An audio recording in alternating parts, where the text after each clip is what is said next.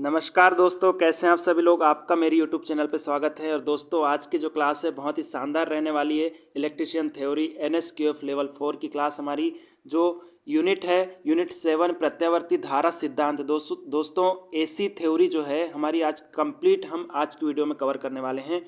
दोस्तों एक वीडियो में जो है पूरे कंप्लीट AC थ्योरी के हम लगभग 200 प्रश्न जो है हम सॉल्व करने वाले हैं। 200 प्लस भी क्वेश्चन रहे होंगे इसमें। दोस्तों आज कंप्लीट जो है AC थ्योरी के हम सारे रिलेटेड सवाल जितने भी एग्ज़ाम में आए हुए हैं और जो एग्ज़ाम में आ सकते हैं सारे कंप्लीट सवाल देखने वाले हैं दोस्तों आज की क्लास में। आज की क्लास दोस्तों मिस मत करना। और दोस्तों अगर अभी तक आप लोगों ने चैनल को सब्सक्राइब नहीं किया है तो दोस्तों चैनल को सब्सक्राइब कर दीजिएगा। और अगर आपको वीडियो पसंद आती है तो दोस्तों आप वीडियो को लाइक कर दीजिएगा। और एक चीज़ मैं और आपको बताना चाहूँगा दोस्तों, हम जो है electrician theory NSQF level 4 book का कंप्लीट सॉल्यूशन कर रहे हैं दोस्तों। इससे पहले 6 क्लास हमारी अपलोड हो चुकी है। आप लोगों को अगर क्लास देखना है, पुरानी ओल्ड क्लास देखना है तो आप प्लेलिस्ट में जा कर के देख सकते हैं।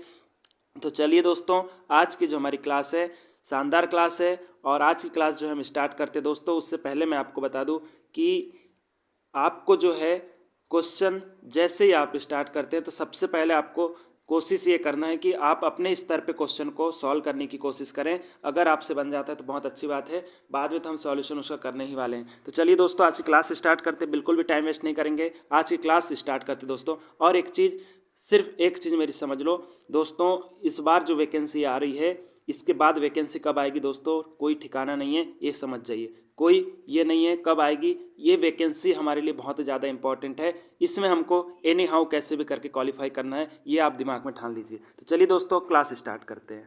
दोस्तों आज की क्लास का हमारा पहला क्वेश्चन है, AC को सरलता से DC में परिवर्तित किया जा सकता है। दोस्तों जो हमारी AC है उसको सरलता से DC में परिवर्तित करने के लिए किस उपकरण का हम लोग प्रयोग करेंगे। दोस्तों AC को DC में परिवर्तित करने के लिए याद रखिएगा दिष्टकारी जो आपका होता है रेक्टिफायर, उसका हम लोग प्रयोग करते हैं, ठीक है, दिष्टकारी का। अब दोस्तों एक होता है DC को AC में परिवर्तित करने के लिए, DC को AC में। तो दोस्तों DC को AC में आप इन्वर्टर की मदद से करते हैं, याद रखना इन्वर्टर, ठीक है, इन्वर्टर की मदद से आप लोग इसको करेंगे DC को AC में। और AC को DC में बोला था आप रेक्टिफायर। और रेक्टिफायर जो होता है दोस्तों, रेक्टिफायर में डायोड लगे होते हैं, याद रखिएगा डायोड। तो डायोड का ही काम होता है दोस्तों AC को DC में कन्वर्ट करना। चलिए अगला क्वेश्चन देखते हैं। निम्न में से कौन सा कार्य प्रत्यावर्ती धारा द्वारा संपन्न नहीं किया जा सकता। दोस्तों ऐसा कौन सा कार्य है जो प्रत्यावर्ती धारा द्वारा संपन्न नहीं किया जा सकता, मतलब AC के द्वारा जो है हम उसे संपन्न नहीं कर सकते, ठीक है। तो दोस्तों याद रखिएगा, आप बैटरी चार्जिंग जो है AC के द्वारा नहीं कर सकते, विद्युत लेपन नहीं कर सकते, इलेक्ट्रॉनिक उपकरणों का प्रचालन नहीं कर सकते। तो उपरोक्त सभी इसका राइट आंसर हो जाएगा। ये सारे जो कार्य दोस्तों DC सप्लाई के कार्य हैं, DC सप्लाई में आप ये सारे कार्य कर सकते हैं, AC में नहीं कर सकते। अगला क्वेश्चन है, भारत में सिंगल फेस वाली घरेलू AC आपूर्ति वोल्टेज कितनी होती है। दोस्तों सिंगल फेस घरेलू AC आपूर्ति वोल्टेज सभी को पता है 230 वोल्ट होती है। और 3 फेस में बोला तो 440 वोल्ट, ठीक है, यहाँ पे कोई दिक्कत नहीं है। अगला है हमारा, कौन सी आपूर्ति स्रोत जो है, कौन सी आपूर्ति स्रोत ध्रुवता को अचर रूप से बदलता है। दोस्तों कौन सा आपूर्ति स्रोत ध्रुवता को अचर रूप से बदलता है पूछा, तो दोस्तों AC आपूर्ति, याद रखना AC आपूर्ति इसका राइट आंसर हो जाएगा, AC सप्लाई, ठीक है, अल्टरनेटिंग करंट। अगला क्वेश्चन है, यदि एक कॉन्टेक्टर 220 वोल्ट DC के लिए अभिकल्पित है और उसे 220 वोल्ट AC स्रोत से संयोजित कर दिया जाए तो क्या होगा, ठीक है। तो दोस्तों इसके ऑप्शन देख लेते हैं। कॉइल में से बहुत अधिक धारा प्रवाहित होगी और वह नष्ट हो जाएगा क्या, तो नहीं दोस्तों ऐसा नहीं होगा। एक चीज़ याद रखना, इसमें बी वाला जो है, कॉइल में से कम धारा प्रवाहित होगी और कॉन्टेक्टर का कार्य सुनिश्चित नहीं होगा, तो यही इसका राइट आंसर होने वाला है दोस्तों। जैसे कोई भी उपकरण है, अगर आप उसे 220 वोल्ट का DC उपकरण है, उसे अगर आपने AC सप्लाई दे दिए था, DC आपने AC सप्लाई से उसे जोड़ दिए, तो याद रखना वो जो है आप में उसमें करंट जो है बहुत कम मात्रा में प्रवाहित होगी। और जो भी आप उपकरण है जैसे कॉन्टेक्टर है, तो कॉन्टेक्टर अपना कार्य सुनिश्चित नहीं करेगा, याद रखिएगा। अगला क्वेश्चन देखते हैं, 2 किलोहर्ट्ज फ्रीक्वेंसी का आवधिक काल कितना होता है। दोस्तों 2 किलोहर्ट्ज फ्रीक्वेंसी का आवधिक काल पूछा है, ठीक है, 2 किलोहर्ट्ज फ्रीक्वेंसी का आवधिक काल कितना होता है पूछा है। दोस्तों आवधिक काल निकालने का मतलब समय निकालने का एक फार्मूला होता है, याद रखिएगा, T is equal to 1/f, ठीक है, ये छोटे छोटे फार्मूले हैं, यहाँ से क्वेश्चन पूछे जाते हैं। T is equal to 1/f। तो दोस्तों T is equal to 1/f। F का मान दोस्तों 2 किलो हर्ट्स, जिसको हम 2000 हर्ट्स बोलते हैं। ठीक है, 1 किलो हर्ट्स में 1000, 2 किलो हर्ट्स में 2000। ठीक है, यहाँ पे कोई दिक्कत नहीं है। अब दोस्तों कुछ नहीं करना है आपको, 2000 का भाग आप 1 में दे दीजिए। 2000 का भाग आप 1 में दे दो, आंसर आ जाएगा। तो दोस्तों 2000 का भाग जब आप 1 में दोगे तो आपका जो है लगभग 0.0005 आपका आंसर आ जाएगा, 0.0005। ठीक है, ये आपका आंसर है। दोस्तों यहाँ पे ये आंसर दिया हुआ नहीं है, तो याद रखिएगा 3 शून्य लगे हुए हैं, मतलब ये मिली सेकेंड है, 10 की घात -3 होता है मिली सेकेंड में। तो दोस्तों ये राइट आंसर हो जाएगा 0.5 मिली सेकेंड। ठीक है, 0.5 मिली सेकेंड। अगला क्वेश्चन भी वही है सेम आपका, चित्र में दर्शाई गई तरंग की फ्रीक्वेंसी क्या है। दोस्तों जो डायग्राम है उसमें तरंग की फ्रीक्वेंसी पूछा है, समय दिया हुआ है। ठीक है, आपका समय दिया हुआ है।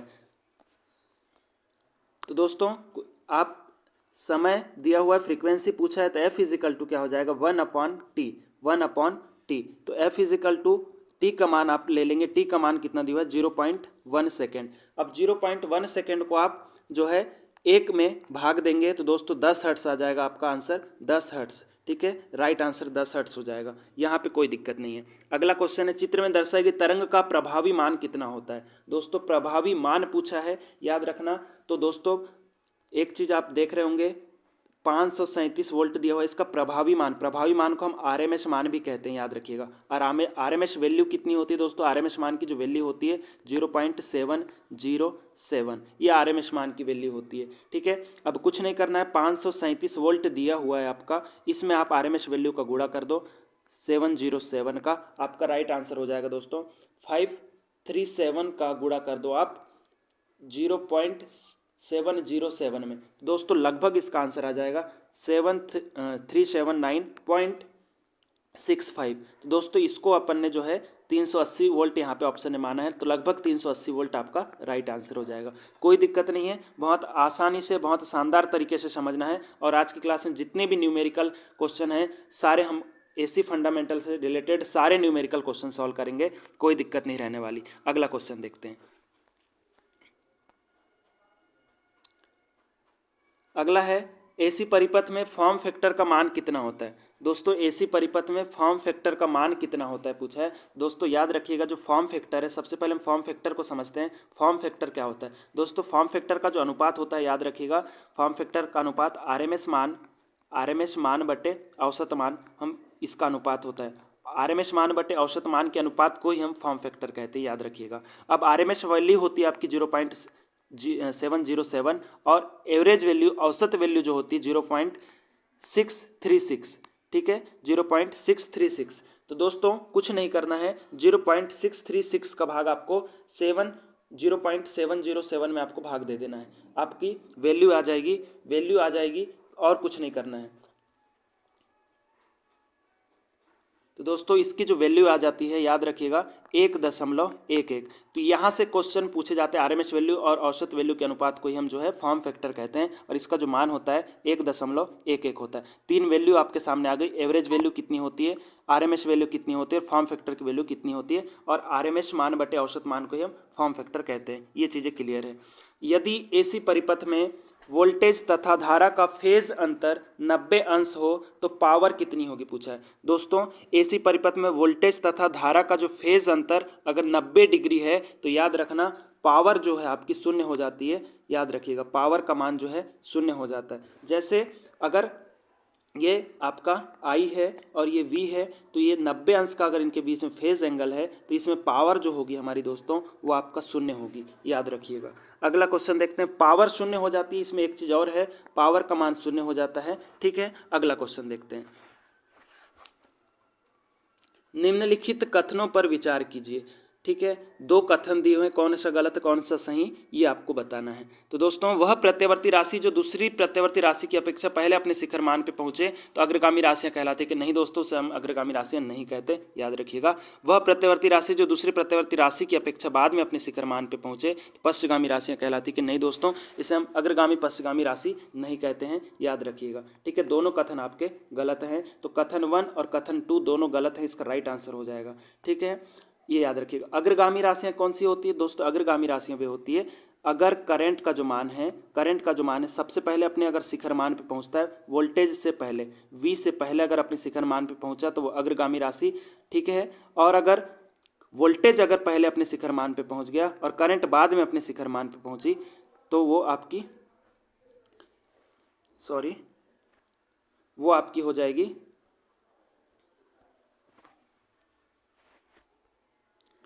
पश्चगामी राशि। ठीक है, तो ये दोनों कथन आपके गलत हैं। अगला क्वेश्चन है, निम्नलिखित कथनों पर विचार कीजिए। दोस्तों कथनों पर हमको विचार करना है। कथन 1 कथन 2 क्या बोलता है इसको हमको देखना है। तो AC का पिक फैक्टर जो है, AC का पिक फैक्टर 1.414 होता है क्या दोस्तों? AC का पिक फैक्टर पूछा है। ठीक है, तो AC का जो पिक फैक्टर है याद रखना 1.414 होता है, बिल्कुल सही बात है। और AC का जो फॉर्म फैक्टर होता है 1.11 होता है, यहाँ पे भी कोई दिक्कत नहीं है।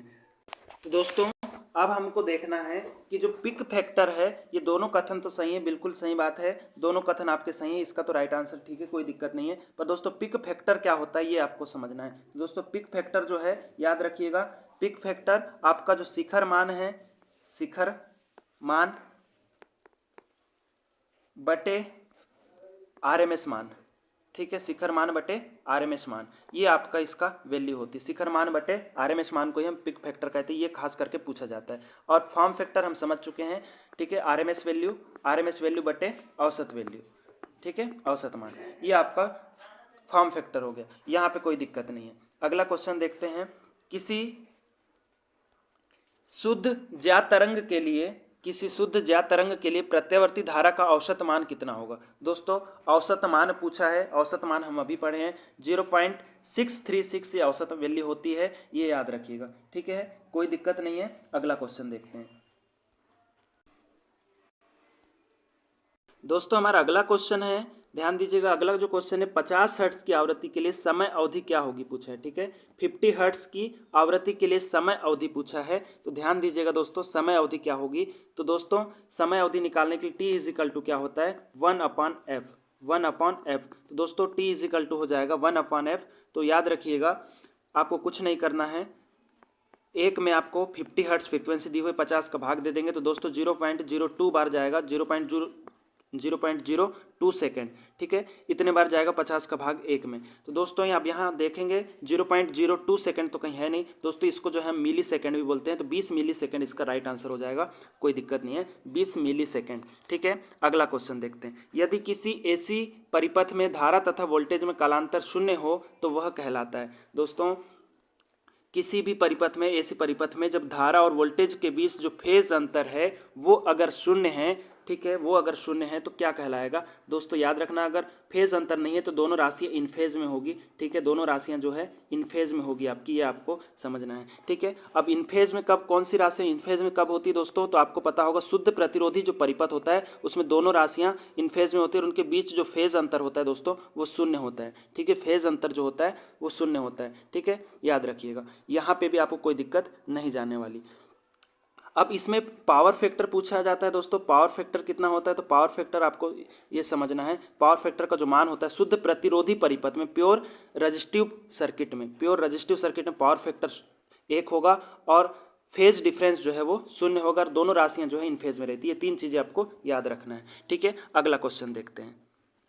दोस्तों हमारा अगला क्वेश्चन है, वोल्टेज के सापेक्ष प्रेरकी परिपथ में धारा होती है। दोस्तों प्रेरकी परिपथ पूछा है। ठीक है, ध्यान दीजिएगा, प्रेरकी परिपथ में जो धारा है, ठीक है, प्रेरकी परिपथ में धारा अगर पूछे तो दोस्तों जो प्रेरकी परिपथ होता है उसमें धारा लैग करती। ठीक है, ध्यान दीजिएगा, धारा लैग करेगी प्रेरकी परिपथ में, यहाँ पे आपको कोई दिक्कत नहीं है। और कितने डिग्री लैग करती पूछा तो दोस्तों 90 डिग्री लैग करेगी धारा। ठीक है, प्रेरकी परिपथ में धारा 90 डिग्री लैग करती है वोल्टेज से।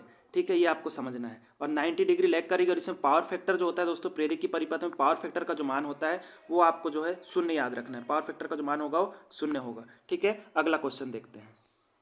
अगला क्वेश्चन है हमारा 100 हर्ट्ज पर 2 हेनरी वाली चोक कॉइल का प्रतिघात कितना होता है पूछा है। ठीक है, 100 हर्ट्ज पे पूछा है दोस्तों, याद रखिएगा। आपका प्रतिघात चोक कॉइल का प्रतिघात पूछा है, मतलब एक्सेल आपका पूछा है। एक्सेल इज इक्वल टू होता है दोस्तों 2 पाई एफ एल, 2 पाई एफ एल, ये आपका एक्सेल इज इक्वल टू होता है 2 पाई एफ एल। ठीक है दोस्तों, सॉल्व कर लेंगे।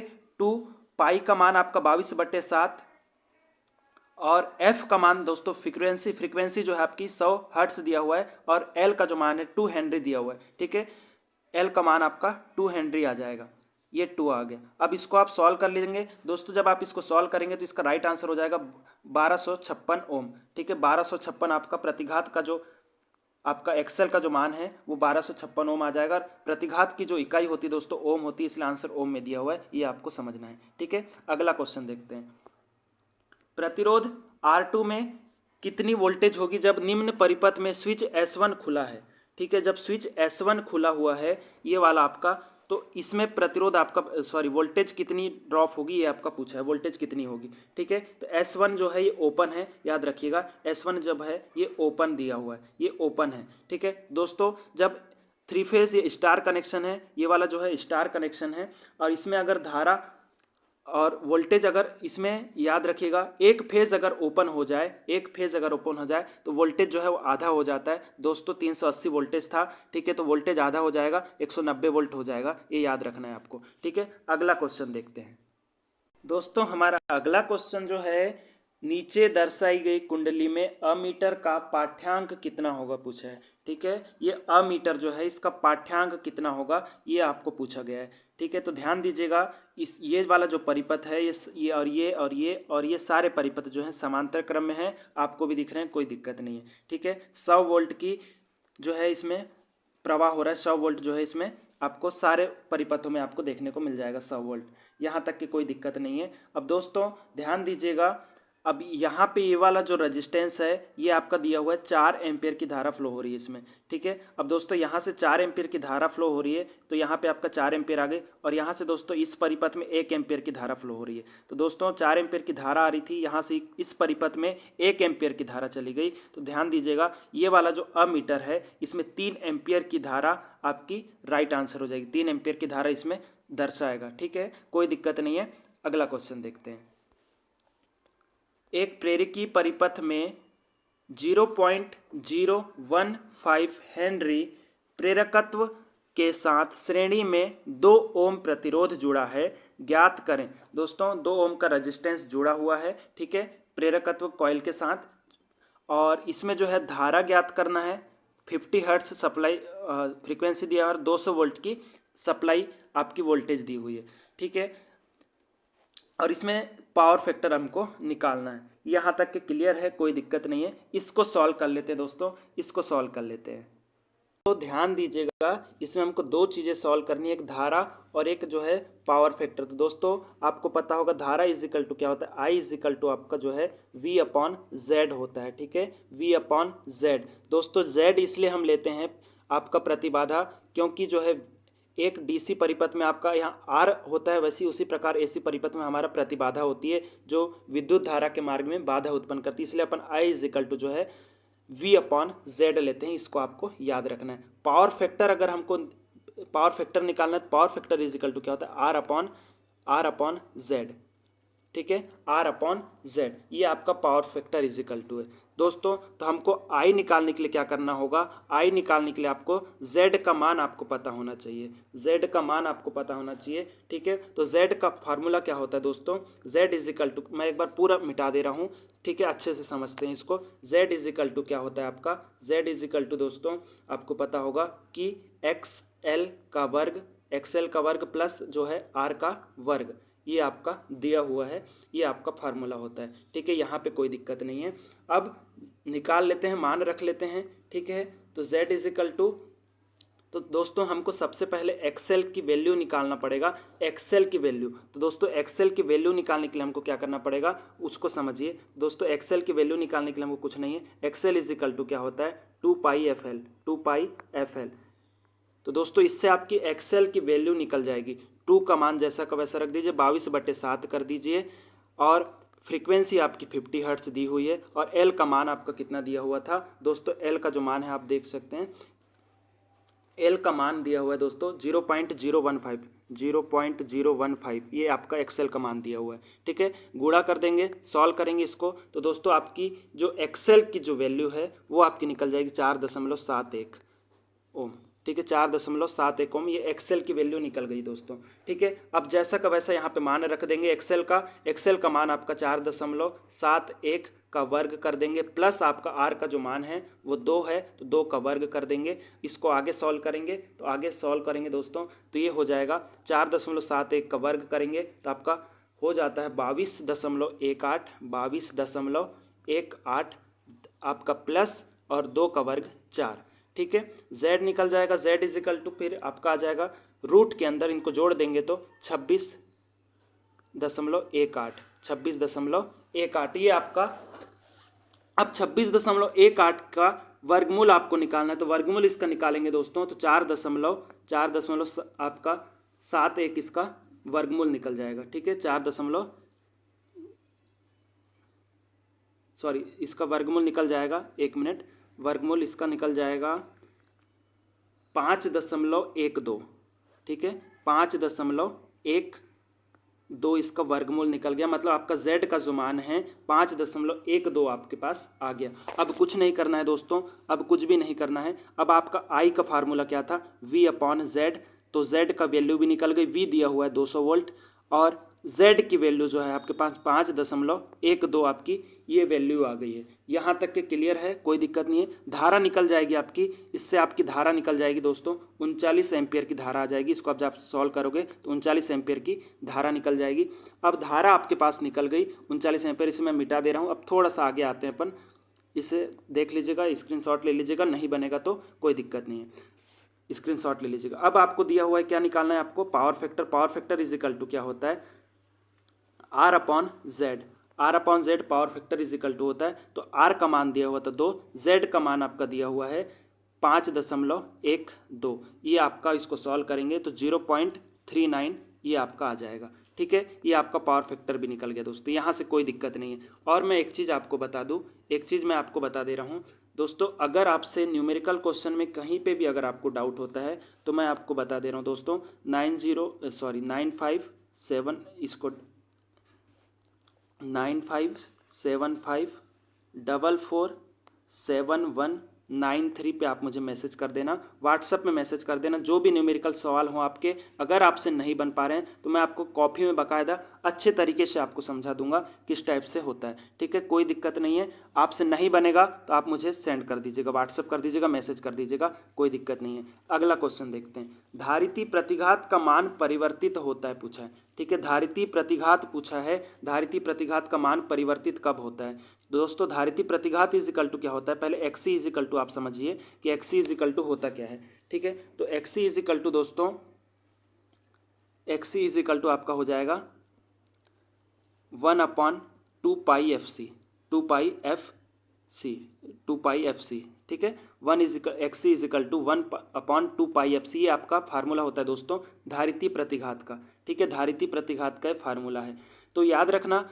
अब ये आप फ्रीक्वेंसी देख रहे होंगे जो एक्सी के आपके धारिती प्रतिघात के व्युत्क्रमानुपाती, तो इसका राइट आंसर हो जाएगा फ्रीक्वेंसी के व्युत्क्रमानुपाती। ठीक है, धारिती प्रतिघात जो है फ्रीक्वेंसी के व्युत्क्रमानुपाती होता है, फार्मूले में आप लोग देख सकते हैं, कोई दिक्कत नहीं है। अगला क्वेश्चन देखते हैं, चित्र में दर्शाए गए परिपथ में आरोपित वोल्टेज का अधिकतम मान कितना होगा पूछा है। ठीक है, ये जो डायग्राम है इसमें दर्शाए गए आरोपित वोल्टेज का मान कितना होगा ये पूछा है। तो दोस्तों ये आपका समांतर में परिपथ है, कोई दिक्कत नहीं है क्या, समांतर में परिपथ है, हाँ जी समांतर में परिपथ है। अब दोस्तों ये 50 वोल्ट यहाँ पे भी जाएगी, 50 वोल्ट इस परिपथ में भी जाएगी, तो आपका सप्लाई वोल्टेज जो है 50 वोल्ट होगी, तभी तो समांतर में वोल्टेज का मान समान होता है, तो यहाँ पे कोई दिक्कत आपको नहीं आने वाली। तो इसका राइट आंसर हो जाएगा 50 वोल्ट, इसका राइट आंसर हो जाएगा, कोई दिक्कत नहीं है। अगला क्वेश्चन देखते हैं, दोस्तों हमारा अगला क्वेश्चन है धारिती प्रतिघात का मात्रक क्या होता है। ठीक है, धारिती प्रतिघात का मात्रक क्या होता है पूछा है। ठीक है, तो दोस्तों धारिती प्रतिघात बोले या प्रेरकीय प्रतिघात बोले, प्रेरकीय प्रतिघात। ठीक है, प्रेरकीय प्रतिघात, दो चीजें आपको याद रखनी है। इसमें दोनों का जो मात्रक होता है दोस्तों ओम होता है, याद रखिएगा। धारिती प्रतिघात बोले या आपका जो है प्रेरकीय प्रतिघात बोले, दोनों का जो मात्रक होता है ओम होता है, कोई दिक्कत नहीं है इसमें। अगला क्वेश्चन देखते हैं।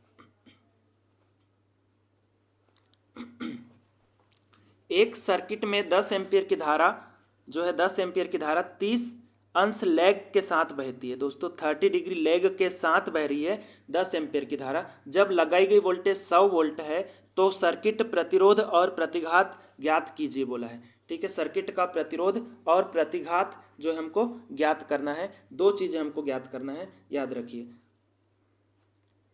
एक प्रतिरोध और एक प्रतिघात। इसको सॉल्व कर लेते हैं।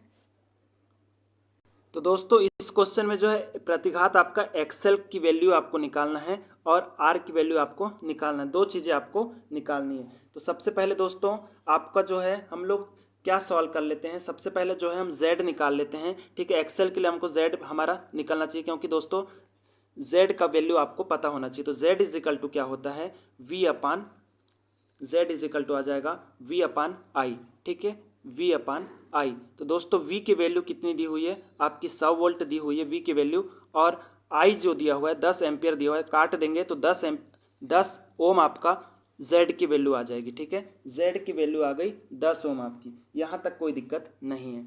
ठीक है, आगे सॉल्व करते हैं। z भी आपका निकल गया। अब हमको क्या निकालना है दोस्तों, तो अब हम क्या निकाल लेंगे, पावर फैक्टर निकाल लेंगे। तो पावर फैक्टर दोस्तों दिया हुआ है 30 डिग्री लैग कर रहा है पूछा है, मतलब cos फाई जो है cos 30 का मान कितना होता है दोस्तों, तो cos 30 का जो मान होता है याद रखिएगा 0.866 ये cos 30 का मान होता है। ठीक है, cos 30 का ये आपका मान होता है, इसको याद रखिएगा। cos 30 का मान अगर पूछा जाए तो cos 30 हमारा जो पावर फैक्टर है, अगर पावर फैक्टर एंगल अगर 30 अंश है तो उसका जो मान होगा 0.866 उसका मान होगा। ठीक है, यहाँ तक आपको कोई दिक्कत नहीं है। आगे देखते हैं। तो दोस्तों अब पावर फैक्टर आपका निकल गया, तो power factor is equal to क्या होता है आर अपॉन जेड। आर का वैल्यू अपने को निकालना है, जेड की वैल्यू हमारे पास आ गई, पावर फैक्टर भी आपके पास आ गया है। तो पावर फैक्टर का मान दिया हुआ है 0.866 इज इक्वल टू आर की वैल्यू आपको निकालनी, जैसा का वैसा रख दीजिए। जेड की वैल्यू है 10, तो तिर्यक गुणा कर देंगे तो आपकी निकल जाएगा, आपका क्या निकल जाएगा दोस्तों, आपका आर निकल जाएगा। तो आर का मान कितना दिया हुआ है, आर का मान निकल जाएगा दोस्तों 8.66। ठीक है, ये आपका आर का मान निकल गया। आगे अब हम सॉल्व करते हैं। ठीक है, अब हमको सिर्फ एक्सेल निकालना है, आर आपका निकल चुका है। ठीक है, अब आपको सिर्फ क्या निकालना है, एक्सेल निकालना है। तो आगे चलते हैं, इसको मैं मिटा दे रहा हूँ, आप स्क्रीनशॉट ले लीजिएगा। अब आपको कुछ नहीं करना है, अब हमको सिर्फ जो है एक्सेल की वैल्यू हमको निकालना है। तो एक्सेल की वैल्यू निकालना है। तो दोस्तों एक्सेल की वैल्यू आपको कहाँ से आएगी, दोस्तों एक्सेल की वैल्यू के लिए हमको क्या निकालना, आपका z इज इक्वल टू क्या होता है एक्सेल का वर्ग प्लस आपका r का वर्ग। ठीक है, ये एक्सेल आपको निकालना है। तो एक्सेल को हम यहाँ ला लेते हैं दोस्तों, एक्सेल इज इक्वल टू क्या हो जाएगा, अब एक्सेल यहाँ ला लिया अपने पक्षांतर करके, तो z यहाँ पे आ जाएगा, तो z का वर्ग प्लस r का वर्ग, सॉरी यहाँ पे जब ये हो जाएगा तो माइनस हो जाएगा, ध्यान देना। जब पक्षांतर हो कि इधर प्लस वाली संख्या जब पक्षांतर हो किस साइड आएंगी तो आपका यहाँ पे माइनस हो जाएगा। ठीक है, ये आपका माइनस आ जाएगा। आगे इसको सॉल्व करते हैं। तो एक्सेल इज इक्वल टू वर्गमूल के अंदर z की वैल्यू कितनी है, तो z की वैल्यू जो है आपकी 10 का वर्ग माइनस r की वैल्यू कितनी है दोस्तों, तो r की वैल्यू जो है हमारी 8.6 है ना, 8.6 का वर्ग। ठीक है, अब 10 का वर्ग आ जाएगा आपका कितना, तो 10 का वर्ग आ जाएगा 100 माइनस 8.6 का वर्ग होता है दोस्तों, 8.6 का जो वर्ग है 73.96, ये आपका 8.6 का वर्ग आ गया। अब ये इसको माइनस कर देते हैं, तो माइनस करेंगे तो आपका 26.04 आ जाएगा। अब 26.04 जो है 26.04 जो है ये इसका वर्गमूल निकालेंगे तो इसका वर्गमूल हो जाएगा 5.1 ओम, इसका वर्गमूल आ जाएगा। ठीक है, यहाँ पे भी कोई दिक्कत नहीं है। अब 5.1 ओम जो है इसका वर्गमूल आपका जो है वर्गमूल का आ गया। तो ये दोस्तों आपकी एक्सेल की वैल्यू हो गई। ठीक है, एक्सेल की वैल्यू 5.1 एक्सेल की वैल्यू 5.1 आपकी, ठीक है। तो दोस्तों ये जो एक्सेल की वैल्यू है आपकी 5.1 आ गई और 10 ओम का जो है आपका इम्पीडेंस आ गया था, प्रतिबाधा आ गई थी। कोई दिक्कत है क्या? नहीं। तो सी वाला इसका राइट आंसर हो जाएगा। अगला क्वेश्चन है, एक संधारित्र को 230 वोल्ट एसी आपूर्ति जो है एसी परिपथ में संयोजित किया गया है, इसकी वोल्टेज रेटिंग क्या होगी? ठीक है, इसकी वोल्टेज रेटिंग पूछा है। एक संधारित्र को 230 वोल्ट जो है आप 230 वोल्ट सप्लाई के साथ जोड़े हैं, तो इसकी वोल्टेज रेटिंग कितनी होनी चाहिए? दोस्तों इसकी जो वोल्टेज रेटिंग होगी 230 जो वोल्ट है, इसकी वोल्टेज रेटिंग के लिए एक चीज़ याद रखना, हमेशा एक चीज़ याद रखना, जब भी संधारित्र की बात करेगा दोस्तों, संधारित्र में 230 वोल्ट एसी परिपथ में संयोजित किया है, उसकी वोल्टेज रेटिंग बात करें तो इसका लगभग संधारित्र की वोल्टेज रेटिंग हम बात करेंगे 230 वोल्ट का है जिसमें जोड़ा गया, तो उसकी वोल्टेज रेटिंग दोस्तों लगभग डबल होती है। तो डबल आपका जो है 450 वोल्ट के करीब है, तो 450 वोल्ट इसका राइट आंसर हो जाएगा। यहाँ पे कोई दिक्कत नहीं जाने वाली, ठीक है। अगला क्वेश्चन देखते हैं। अगला हमारा 4 पिकोफैरड मान प्रत्येक के 2 संधारित्र श्रेणी क्रम में संयोजित किए जाते हैं, तो उनकी कुल धारिता क्या होगी? दोस्तों 4 पिकोफैरड के मान के 2 संधारित्र श्रेणी क्रम में संयोजित है, ठीक है। 4 पिकोफैरड के दोस्तों श्रेणी क्रम में संयोजित संधारित्र जो है हमको कुल धारिता निकालना है, तो श्रेणी क्रम में क्या होता है 1/CT is equal to 1/C1 plus 1/C2, ये याद रखना श्रेणी क्रम में होता है। संधारित्र को इस टाइप से जोड़ा जाता है श्रेणी क्रम में, ठीक है। तो 1/CT इज इक्वल टू क्या हो जाएगा 1/C1 का मान आपका 4, 1/C2 का मान आपका 4, ठीक है। तो दोस्तों लघुत्तम समापवर्तक ले लेंगे तो 4 आ जाएगा और 1 + 1 2 बार भाग जाएगा, तो 1/CT इज इक्वल टू कितना आ जाएगा 2/4। पक्षांतर करेंगे, पक्षांतर कर दीजिए, कोई दिक्कत नहीं है। पक्षांतर करने पे क्या हो जाएगा CT इज इक्वल टू 4/2, तो काट दीजिए 2 माइक्रोफैरड, इसका 2 पिकोफैरड आपका राइट आंसर हो जाएगा। इसको दूसरा तरीका इसको सॉल्व करने का दोस्तों, जब आपके समान मान के संधारित्र दिए हुए हों, समान मान के संधारित्र दिए हों, तो कुछ नहीं करना है, समान मान के जितना मान दिया हुआ है समान मान का संधारित्र और कितने संधारित्र लगे हैं तो 2 से आप भाग दे दो तो कितना आ जाएगा 2। डायरेक्ट आप ये कर सकते हैं, इसमें कोई दिक्कत नहीं है। तो ये आपका डायरेक्ट है करने का मेथड, जब समान मान के संधारित्र दिए हों या रेजिस्टेंस दिया हो तब की कंडीशन में वाला फार्मूला हम यूज़ करेंगे। कैपेसिटिव एसी परिपथ में क्या होगा? दोस्तों कैपेसिटिव एसी परिपथ में क्या होता है याद रखिएगा, जो धारा है वोल्टेज से आगे चलती है, याद रखना। धारा जो है कैपेसिटिव एसी परिपथ की बात करें, कैपेसिटिव एसी परिपथ की बात करें तो धारा जो है वोल्टेज से आगे चलती है, और कितने डिग्री आगे चलती पूछा जाए तो 90 डिग्री आपकी आगे चलेगी, मतलब लीड करेगी। धारा जो है आपकी आई जो है वोल्टेज से लीड करेगी, याद रखना। ये वोल्टेज है तो ये आपकी धारा जो है उससे 90 डिग्री लीड करती है, तो उसको हम जो है इस टाइप से आपका बोल सकते हैं, आई जो है वी से जो है 90 डिग्री लीड कर रही है, ठीक है। वी से 90 डिग्री लीड कर रही है आपकी धारा, यहाँ तक कोई दिक्कत नहीं है। अगला क्वेश्चन देखते हैं दोस्तों। हमारा अगला क्वेश्चन है, जब शुद्ध धारिती परिपथ के मध्य प्रत्यावर्ती वोल्टेज प्रयुक्त हो तो, दोस्तों शुद्ध धारिती परिपथ बोला है प्योर कैपेसिटिव सर्किट, ठीक है। इसको याद रखना, प्योर कैपेसिटिव सर्किट में क्या होता है, धारा जो है वोल्टेज से, अभी मैंने आपको बताया वोल्टेज से 90 डिग्री लीड करती है, ठीक है। अग्रगामी रहती है, लीड करती है इसको बोलते हैं, ठीक है। लीड करती है, इसको याद रखना है, ठीक है। लीड करेगी तो दोस्तों लीड करेगी तो दोस्तों इसमें आ जाएगा धारा 90 डिग्री वोल्टेज से पश्चगामी रहेगी क्या? नहीं, धारा वोल्टेज से चतुर्थांश चक्र से अग्रगामी होती है। हाँ जी, चतुर्थांश चक्र से अग्रगामी होती है, मतलब आपकी 90 डिग्री जो है लीड करती है, कोई दिक्कत नहीं है, ठीक है, लीड करेगी। अगला क्वेश्चन देखते हैं। धारिता खालिस्तान से प्रभावित नहीं होती। दोस्तों धारिता जो है, धारिता का एक फार्मूला होता है वो मैं आपको बता देता हूँ। धारिता पूछा है किससे प्रभावित नहीं होती, तो दोस्तों जो धारिता है C इज इक्वल टू क्या होता है, C इज इक्वल टू परावैद्युतांक माध्यम बोलते हैं इसको, परावैद्युतांक माध्यम इनटू एरिया अपॉन डी, ठीक है। तो किस किस से प्रभावित तो नहीं होगी दोस्तों, देखो एरिया से प्रभावित होगी, यहाँ दिया हुआ है क्या, परावैद्युतांक पदार्थ पर प्लेट का क्षेत्रफल जिसको एरिया बोलते हैं, प्रभावित होगी बिल्कुल। और ये जो ई जो दिया है सिग्मा बोलते हैं, तो ई जो है आपका ये परावैद्युतांक माध्यम, तो परावैद्युतिक पदार्थ पे भी प्रभावित होगी, और प्लेट के बीच की दूरी है ये, ठीक है, तो इस पे भी प्रभावित होगी। तो दोस्तों अब यहाँ पे देखेंगे तीनों पे प्रभावित हो रही है आपका, ये प्लेट के बीच की दूरी, प्लेट के क्षेत्रफल और परावैद्युतांक पदार्थ पे, तो दोस्तों आवृत्ति पे ये नहीं होगी प्रभावित, ठीक है। राइट आंसर आपका डी हो जाएगा, कोई दिक्कत नहीं है। अगला क्वेश्चन देखते हैं। निम्न में से निम्न में से कौन सा संधारित्र किस कार्य हेतु प्रयुक्त किया जाता है, पूछा है। निम्न में से कौन सा संधारित्र किस कार्य हेतु प्रयुक्त किया जाता है? तो दोस्तों नियत मान का जो संधारित्र है, याद रखना, नियत मान का जो संधारित्र है, 30वां क्वेश्चन जो है हमारा 30 क्वेश्चन। तो दोस्तों नियत मान का संधारित्र अगर आपसे पूछा जाए तो ये जो है आप इलेक्ट्रॉनिक यंत्रों और उपकरणों में करेंगे, इलेक्ट्रॉनिक यंत्रों और उपकरणों में नियत मान के संधारित्र का प्रयोग। और दोस्तों परिवर्तित मान वाले जो संधारित्र हैं उनका प्रयोग जो है रिसीवर तथा ट्रांसमीटर में करेंगे। और ऑयल परावैद्युतांक संधारित्र जो है इसका उपयोग जो है आप सोडियम लैंप में करते हैं। और जो समायोजनीय मान संधारित्र होते हैं, ठीक है, इनका भी उपयोग रिसीवर तथा ट्रांसमीटर में किया जाता है, ठीक है, ये याद रखिएगा। अगला क्वेश्चन देखते हैं।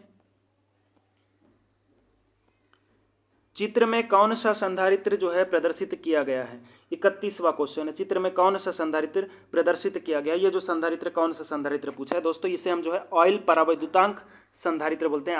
ऑयल परावैद्युतिक संधारित्र के नाम से हम इसे जानते हैं, ठीक है, कोई दिक्कत नहीं है। अगला क्वेश्चन है हमारा, एसी परिपथ के धारिती प्रतिघात XC को ज्ञात करने का सूत्र। दोस्तों मैंने इससे पहले आपको बताया है, XC को ज्ञात करने का जो सूत्र होता है 1/2πfc, ठीक है, XC = 1/2πfc। ये इसका राइट आंसर हो जाएगा, सी वाला, कोई दिक्कत नहीं है। अगला है हमारा, चित्र में दर्शाए गए परिपथ की कुल धारिता ज्ञात कीजिए।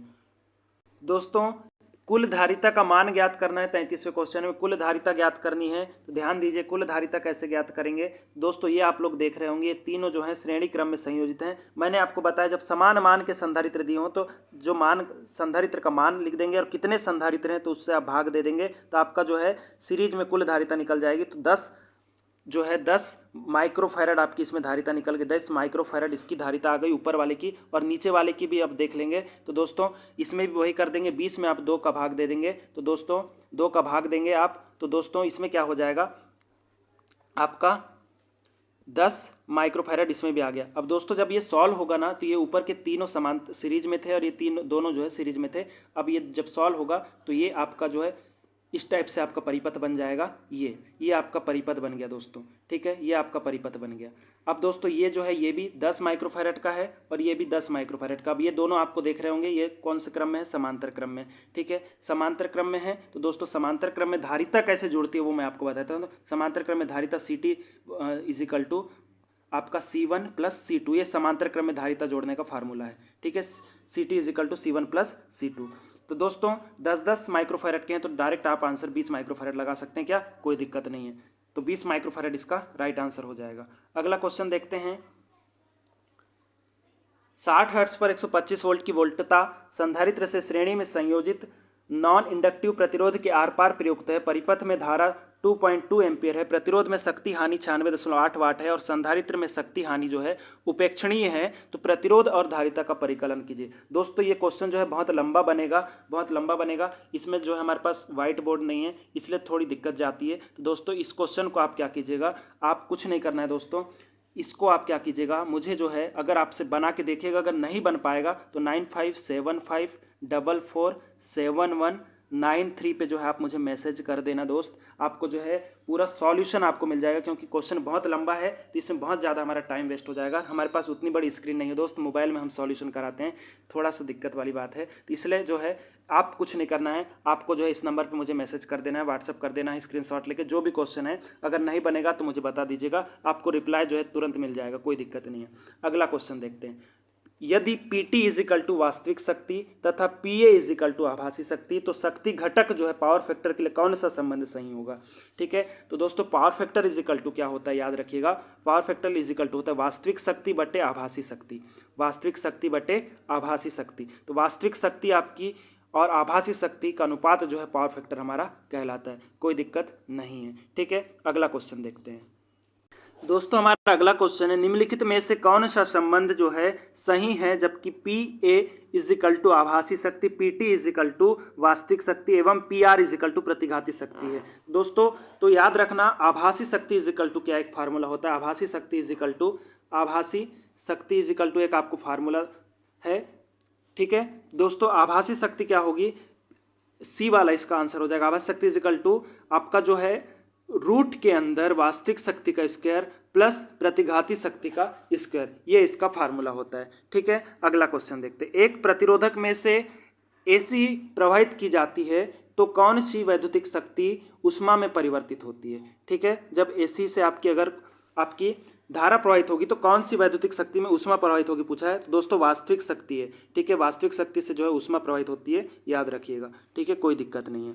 अगला है, एक प्रत्यावर्ती धारा परिपथ के पावर फैक्टर को ज्ञात करने का सूत्र क्या है। ठीक है, पावर फैक्टर को ज्ञात करने का सूत्र जो है दोस्तों cos phi is equal to R upon Z होता है। cos phi is equal to R upon Z होता है, याद रखना। cos phi is equal to आपका आर अपॉन जेड, ये वाला आपका सही है। अब दूसरा जो है cos phi is equal to वास्तविक शक्ति बटे आभासी शक्ति, ये भी आपका सही है फार्मूला, यहाँ पे भी कोई दिक्कत नहीं है। अब दोस्तों cos phi is equal to R का मान जैसा वैसे जेड इज इक्वल टू आपको पता है जेड का फार्मूला ये है दोस्तों, ये जेड का फार्मूला है। ठीक है, ये जो है जेड का फार्मूला है आपका जेड का। तो दोस्तों ये भी आपका सही है, ये भी सही है, ये भी सही है, इसमें कोई दिक्कत नहीं। तो उपरोक्त सभी आपका राइट आंसर हो जाएगा। ठीक है, अगला क्वेश्चन देखते हैं। किसी शुद्ध प्रतिरोधी परिपथ का पावर फैक्टर कितना होता है। दोस्तों किसी शुद्ध प्रतिरोधी परिपथ का पावर फैक्टर अगर आपको पूछा जाए, दोस्तों याद रखना शुद्ध प्रतिरोधी परिपथ जो होता है उसका जो पावर फैक्टर होता है वो 1 होता है, यूनिटी होता है। इससे पहले मैं आपको बता चुका हूँ। ठीक है, इम्पीडेंस ज्ञात करने के लिए कौन सा सूत्र प्रयोग होता है जिसमें प्रतिरोध व रिएक्टेंस शामिल हो। जिसमें प्रतिरोध और रिएक्टेंस शामिल हो पूछा है दोस्तों, प्रतिरोध और रिएक्टेंस। तो Z is equal to root के अंदर आ जाएगा आपका वर्गमूल के अंदर आर का स्क्वायर प्लस एक्स का स्क्वायर, इसको एक्सएल भी आप लोग बोल सकते हैं, कोई दिक्कत नहीं है। ठीक है, अगला क्वेश्चन देखते हैं। उस तार के प्रतिरोध का मान क्या होगा जिसका 50 ओम इम्पीडेंस 0.8 पावर फैक्टर पर 240 वोल्ट से समायोजित है। ठीक है, तो दोस्तों इसका जो है आपको क्या ज्ञात करना है, प्रतिरोध ज्ञात करना है, आर ज्ञात करना है।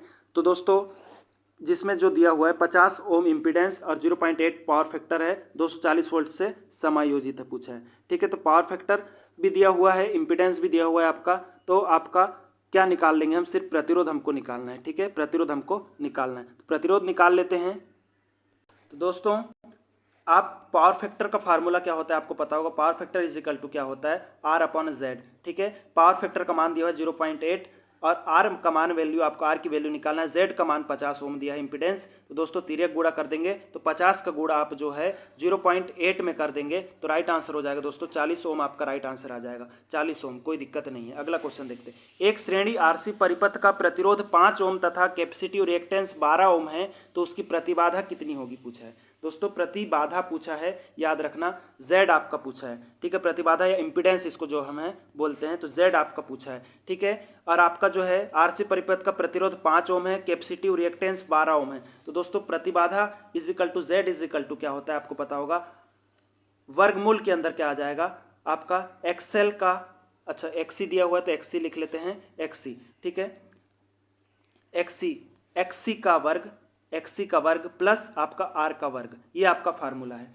ठीक है, एक्सी का वर्ग प्लस आर का वर्ग, ये आपका दोस्तों फार्मूला है, इसमें कोई दिक्कत नहीं है। अब मान रख देंगे, एक्सी का मान आपका कितना दिया हुआ है, तो दोस्तों एक्सी का जो मान है वो आपका 12 दिया है, तो 12 का वर्ग प्लस आपका आर का मान जो है 5, तो 5 का वर्ग। इसको आगे सॉल्व कर लेते हैं। तो दोस्तों 12 जो है 12 का वर्ग करेंगे तो 144 और 5 का वर्ग करेंगे तो 25। ठीक है, तो ये हो जाएगा वर्गमूल के अंदर आपका 169। तो 169 किसका वर्ग है दोस्तों, तो दोस्तों ये 13 का है, 13 इसका राइट आंसर हो जाएगा, 13 ओम आपका। जेड इज इक्वल टू क्या निकल जाएगा, 13 ओम, कोई दिक्कत नहीं है। आरएलसी श्रेणी परिपथ का परिणामी प्रतिघात कितना होता है पूछा है। आरएलसी श्रेणी परिपथ का परिणामी प्रतिघात कितना होता है पूछा है। तो दोस्तों इसका जो परिणामी प्रतिघात होता है याद रखिएगा आरएलसी में पूछा है। ठीक है, आरएलसी में परिणामी प्रतिघात पूछा है, इसको ध्यान देना, बहुत ज़्यादा इंपॉर्टेंट क्वेश्चन है 43 वाला। ठीक है, तो इसका राइट आंसर हो जाएगा दोस्तों आपका डी वाला। ठीक है, एक्सेल।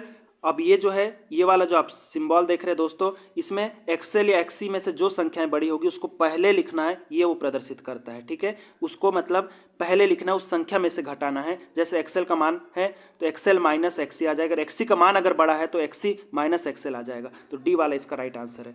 प्रत्यावर्ती धारा व वोल्टेज सरल रेखा से निरूपित होते हैं तथा परिमाप जो है वह दिशा एरोहेड से निरूपित होती है, यह निरूपण क्या कहलाता है। दोस्तों जिसमें परिमाप और दिशा दोनों होगी, एरोहेड से निरूपित होगी, तो वो जो है सदिश राशि कहलाती है, याद रखिएगा सदिश राशि। ठीक है, एसी परिपथ का हल करते समय सदिश राशियों को जोड़ा या घटाया जाता है। सदिश राशियों को हल करने की एक विधि है दोस्तों। सदिश राशियों को हल करने की एक विधि जो है, याद रखिएगा, ये जो है आपकी समांतर चतुर्भुज विधि है। ठीक है, समांतर चतुर्भुज विधि है इसको हल करने की। अगला क्वेश्चन देखते हैं, निम्न में से रिएक्टिव पावर का एक सही मात्रक क्या है? रिएक्टिव पावर का एक सही मात्रक क्या है पूछा है दोस्तों।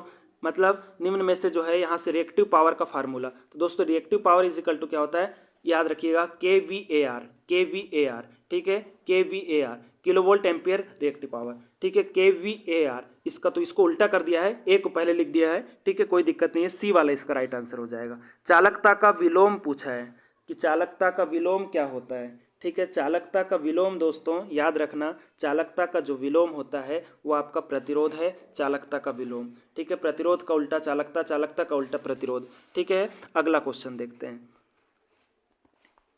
समांतर एसी परिपथ हेतु सुमेलित कीजिए पूछा है। तो दोस्तों इसको आपको सारणी दी हुई है, तो वेक्टर विधि जो होती है याद रखना आपका 1/ZT is equal to 1/Z1 plus 1/Z2 plus 1/Z3, ये आपकी वेक्टर विधि होती है। ठीक है, कुल विद्युत धारा पूछा तो V इंटू वाई। ठीक है, वाई क्या है, एडमिटेंस है, V आपका वोल्टेज है, और पावर फैक्टर पूछा तो G/Y। ठीक है, और एडमिटेंस विधि बोला तो ये एडमिटेंस विधि, ये एडमिटेंस विधि है, कोई दिक्कत नहीं है, आप मिलाप कर सकते हैं, आसान है एकदम।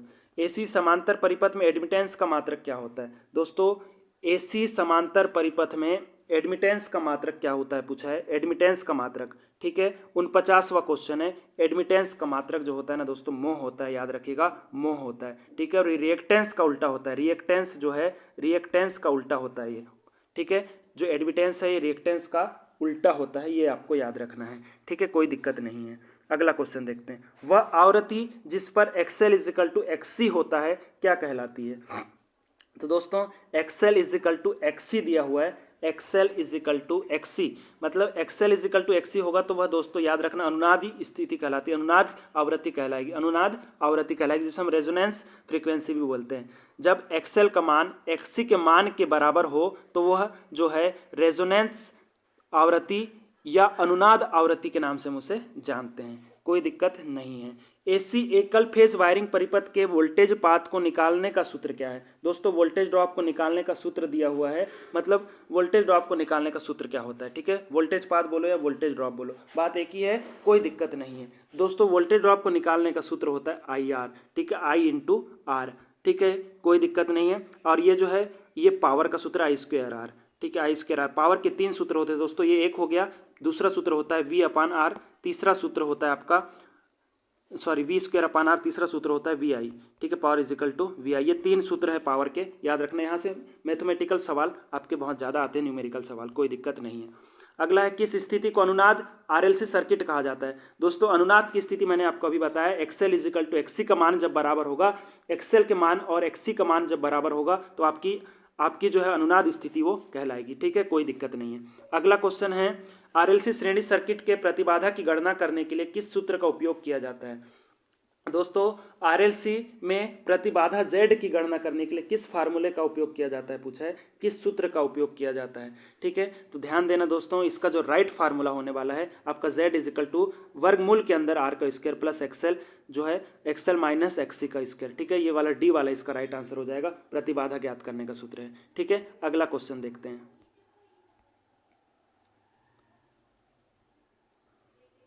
अगला है, निम्न परिपथ की कुल संधारित्र की गणना कीजिए। निम्न परिपथ के कुल संधारित्र की गणना करने पूछा है, बोला है। तो दोस्तों 3 संधारित्र आपके दिए हुए हैं, जो तीनों जो है श्रेणी क्रम में जुड़े हुए हैं। तो श्रेणी क्रम में प्रतिरोध आपका जो है धारिता निकालने का एक फार्मूला होता है, मैंने आपको बता चुका है। ठीक है, फार्मूला क्या है, फार्मूला देख लीजिए आप लोग। तो दोस्तों इसका जो फार्मूला होता है 1/CT is equal to 1/C1 plus 1/C2 plus 1/C3। ठीक है, ये इसका फार्मूला होता है, कोई दिक्कत नहीं है। तो दोस्तों अब मान रख देंगे बस, CT 1/CT is equal to 1/C1 का मान कितना है? तो 1/C1 का मान दोस्तों 30 है, प्लस 1/C2 का मान आपका 10 प्लस 1/C3 का जो मान है वो 30 है। लघुत्तम समापवर्तक आपका 30 आ जाएगा, आगे 1/CT इज इक्वल टू, ठीक है, 1/CT इज इक्वल टू, तो 30 का भाग 1 में दोगे तो 1, धन का चिन्ह धन, 10 का भाग 30 में दोगे तो 3 बार जाएगा, 30 का भाग 1 में दोगे तो 1 बार जाएगा। मतलब आपका यहाँ से आगे देखते हैं तो 1/CT इज इक्वल टू क्या आ जाएगा, 1/CT is equal to 5/10। Sorry कितना है 30, 5/30 जोड़ देंगे तो अब दोस्तों पक्षांतर कर देंगे तो C T is equal to क्या हो जाएगा 30/5, 30/5, 5 से आप काट दिए, 5 छक 30, 6 माइक्रोफैरेड इसका राइट आंसर हो जाएगा। ठीक है, 6 माइक्रोफैरेड मिटा दे रहा हूँ, आप लोग समझ जाएंगे, बहुत आसान है, कोई दिक्कत नहीं है। तो इसका 6 माइक्रोफैरेड कहाँ पे दोस्तों, बी वाला इसका राइट आंसर हो जाएगा, कोई दिक्कत नहीं है। संधारित्र की इकाई क्या होती है दोस्तों, जो संधारित्र होता है उसकी इकाई जो होती है, इकाई सिर्फ पूछा है, संधारित्र की इकाई क्या होती है दोस्तों, इसकी जो इकाई है वो फैरड होती है, याद रखना है फैरड। ठीक है, अगला है एक संधारित्र का धारिता मान क्या होगा यदि 35 वोल्ट के लिए 0.5 कूलम आवेश की आवश्यकता होती है।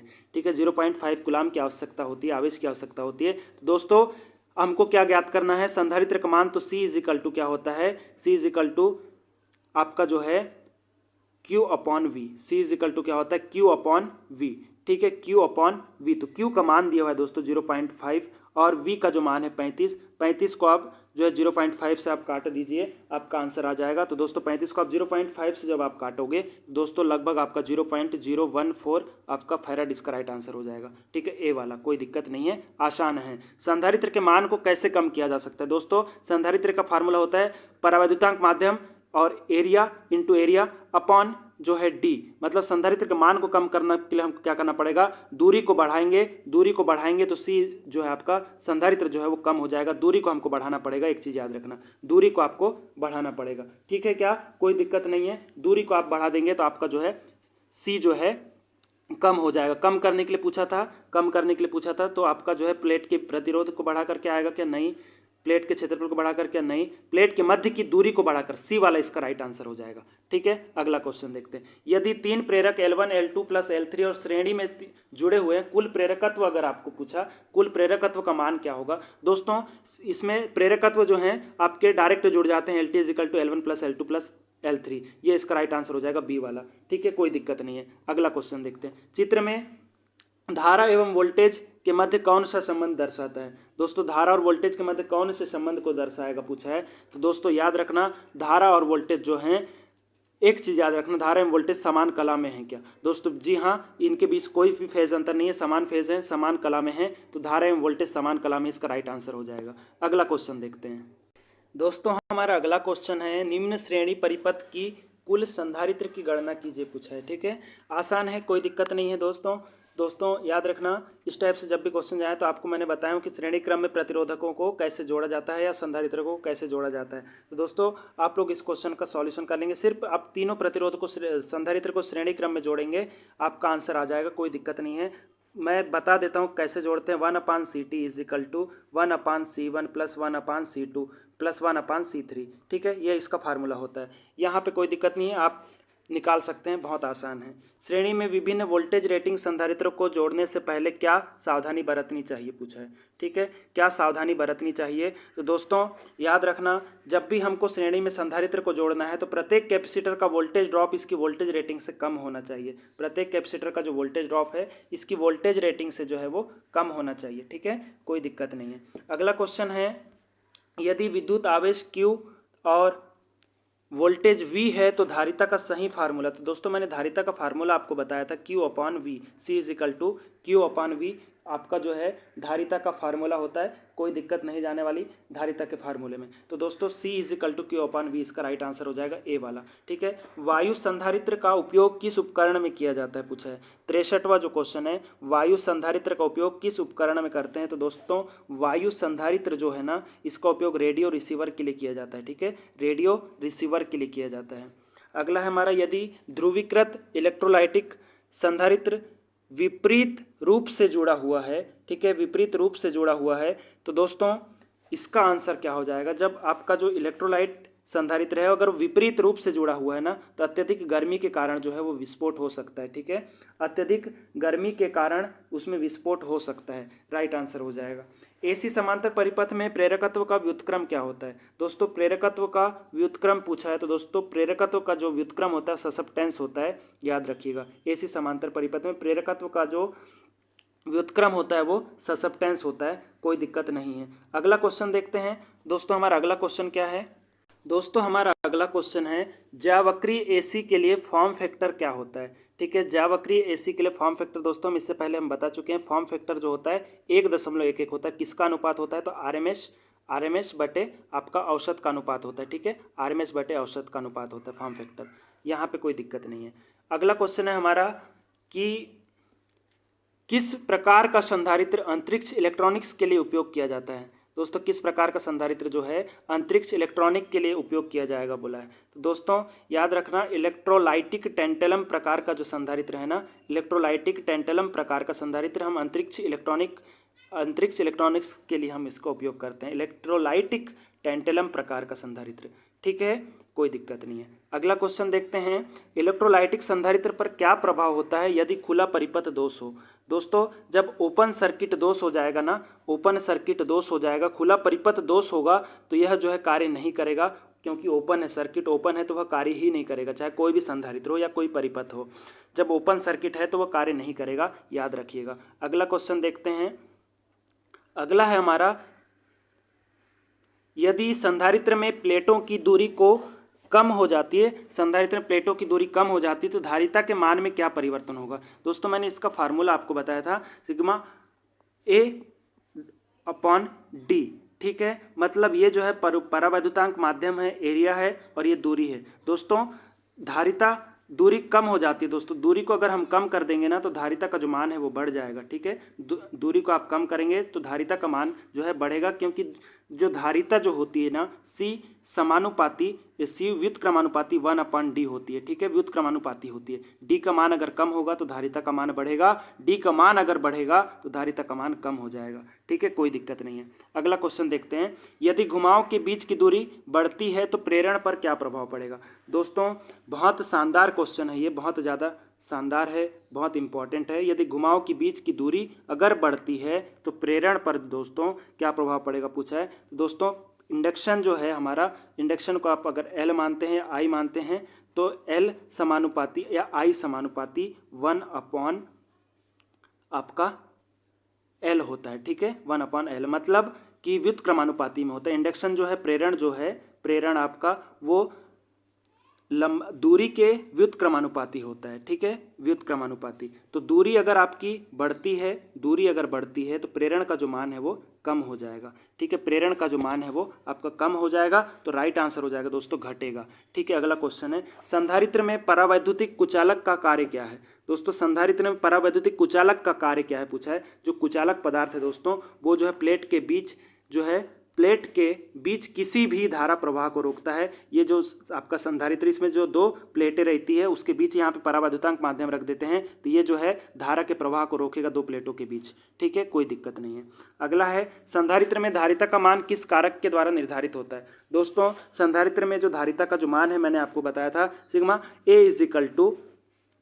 सिग्मा डॉट आपका एरिया, मतलब इनटू एरिया और अपान में डी। तो दोस्तों एरिया पे डिपेंड करेगा, मतलब कटाक्ष क्षेत्रफल बोलो या प्लेट के क्षेत्रफल पे धारिता का मान निर्भर करता है। ठीक है, अगला क्वेश्चन देखते हैं, आरएफ युग्मन सर्किट में किस प्रकार के संधारित्र का उपयोग किया जाए? दोस्तों आरएफ युग्मन सर्किट जो है ना, आरएफ युग्मन सर्किट में किस प्रकार के संधारित्र का उपयोग किया जाता है अगर आपसे पूछा जाए तो मोनोलिथिक संधारित्र जो होते हैं, मोनोलिथिक संधारित्र का उपयोग किया जाता है आरएफ युग्मन या आरएफ कपलिंग सर्किट में। ठीक है, आरएफ कपलिंग सर्किट में मोनोलिथिक संधारित्र का उपयोग किया जाता है, याद रखिएगा। ससेप्टेंस की इकाई क्या है? तो दोस्तों जो हमारा ससेप्टेंस होता है उसकी जो इकाई होती है, 74 क्वेश्चन पे हम पहुंच चुके हैं। तो दोस्तों उसकी जो इकाई होती है मोह होती है, याद रखिएगा, मोह। ठीक है, अगला क्वेश्चन, प्रेरकत्व कुंडली का प्रतिरोध क्या होगा जो 0.8 के पावर फैक्टर पर 240 वोल्ट 50 हर्ट्ज की सप्लाई के अक्रॉस 5 एम्पीयर धारा लेते हैं? ठीक है, तो दोस्तों इसमें क्या पूछा है, आपका प्रतिरोध पूछा है, आर का मान आपका पूछा है कि आर का मान क्या होगा। ठीक है, दोस्तों हम इसमें सबसे पहले जेड निकाल लेते हैं, पावर। ठीक है, जेड निकाल लेते हैं, पावर फैक्टर भी दिया, तो जेड इज इक्वल टू क्या होता है, वी अपान आई। तो वी का मान कितना दिया हुआ है, तो वी का मान आपका 240 और आई का मान आपका 5, तो 5 से आप काट देंगे तो आपका दोस्तों कितने बार जाएगा, 5 को 20 और ये आपका 4 5 8 40 48 बार। ठीक है, 48 बार आपका जाएगा।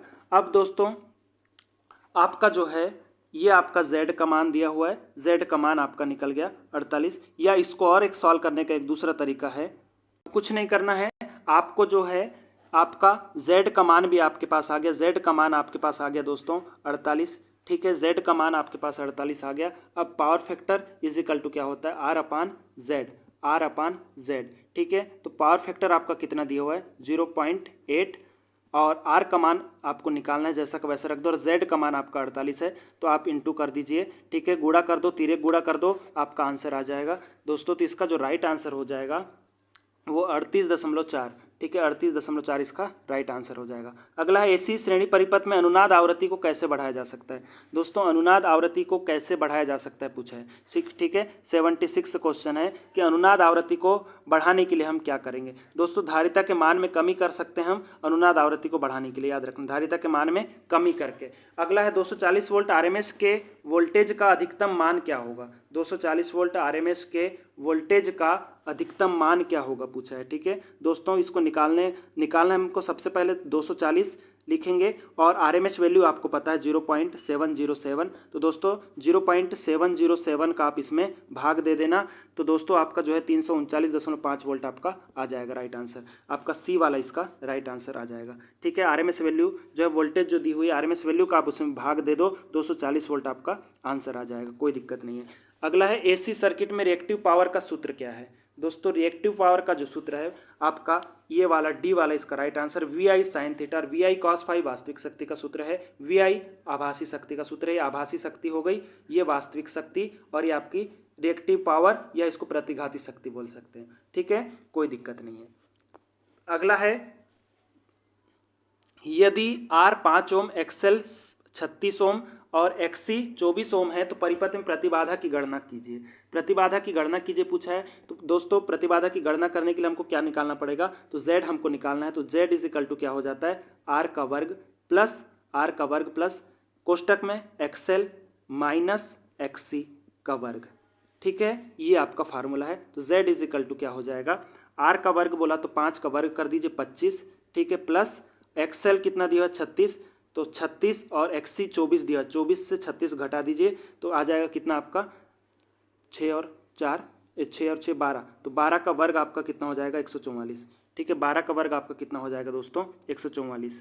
ठीक है, डायरेक्ट निकाल लेते हैं 144, ये आपका 12 का वर्ग आ गया, 144 आ गया। अब कुछ नहीं करना है, दोनों को जोड़ दें, तो दोनों को जोड़ देंगे तो दोस्तों 169 आपका आ जाएगा। और इसका वर्गमूल, किसका वर्गमूल है 169, तो दोस्तों ये 13 का वर्गमूल है आपका। ठीक है, 13 इसका राइट आंसर हो जाएगा, 13 ओम, कोई दिक्कत नहीं है। अगला क्वेश्चन देखते हैं दोस्तों। हमारा अगला क्वेश्चन है 24 ओम प्रतिरोध वाली कुंडली के शक्ति गुणक की गणना कीजिए। ठीक है, शक्ति गुणक की गणना कीजिए जो 5 एम्पीयर की धारा 240 वोल्ट और एसी आपूर्ति से लेती हो। ठीक है, शक्ति गुणक की गणना करना है दोस्तों, पावर फैक्टर की गणना करना है आपको। Power factor is equal to होता है आर अपॉन जेड। आर का मान दिया हुआ है दोस्तों 24। ठीक है, जेड का मान आपको निकालना पड़ेगा, तो जेड का मान निकालने के लिए वी अपॉन आई कर देंगे। तो वी का मान कितना दिया हुआ है 240 बटे में, और आई का मान दिया हुआ है 5 एम्पियर, 5 से आप काट दीजिए, 5 को 20 और यहाँ बचा 4, तो 5 8 40 48। ठीक है, अब दोस्तों आपका z का मान आ गया 48, 48 को आप काट दीजिए 24 से, तो दोस्तों 0.5 आपका आंसर आ जाएगा। ठीक है, सी वाला, कोई दिक्कत नहीं है, बहुत आसान है, सी वाला इसका राइट आंसर हो जाएगा 0.5। अगला है हमारा आरएलसी परिपथ के प्रतिबाधा z की गणना करने का सूत्र क्या है यदि प्रेरकी परिपथ परिघात धारिती प्रतिघात एक्सी से कम है। दोस्तों एक्सएल का मान जो है धारिती प्रतिघात एक्सी से कम है, तो दोस्तों याद रखना मैंने अभी आपको बताया था जिसका मान ज़्यादा होगा उसको यहाँ पे हम पहले लिखेंगे। ठीक है, जिसका मान ज़्यादा होगा उसको हम पहले लिखेंगे दोस्तों। z इसका राइट आंसर हो जाएगा डी वाला। ठीक है, r का square plus XC minus XL का स्क्वायर। अगला क्वेश्चन देखते हैं।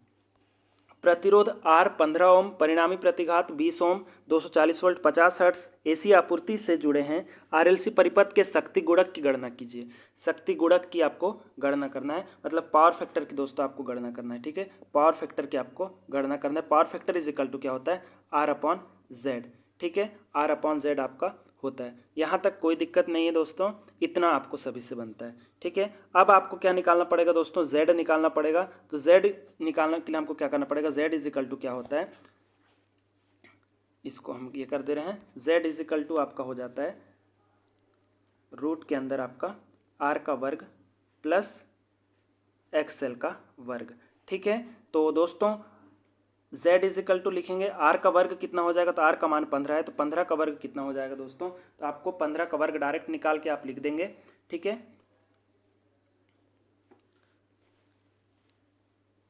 तो आप यहाँ पे 15 का वर्ग कर दीजिए। ठीक है, प्लस एक्सेल का मान कितना दिया, तो 20 का वर्ग कर दीजिए, ये आपका हो गया। ठीक है, अब आगे करते हैं z इज इक्वल टू 15 का वर्ग, तो 15 का वर्ग देख लेते हैं, तो 15 का वर्ग आपका हो जाता है 225। ठीक है, प्लस 20 का वर्ग 400, तो इसको जोड़ेंगे तो आपका 625 आ जाएगा। 625 किसका वर्ग है, तो दोस्तों 25 का वर्ग है 625। ठीक है, तो दोस्तों 25 का वर्ग है आपका 625, तो दोस्तों 25 आपका क्या आ गया, z आ गया। ठीक है, z का मान आपका आ गया कितना, 25। तो आगे देख लेते हैं z, अब आपका पावर फैक्टर निकालना था, r इज इक्वल टू क्या होता है, power factor is equal to r upon z, तो r का मान कितना दिया होता है दोस्तों, तो r का मान आपका 15।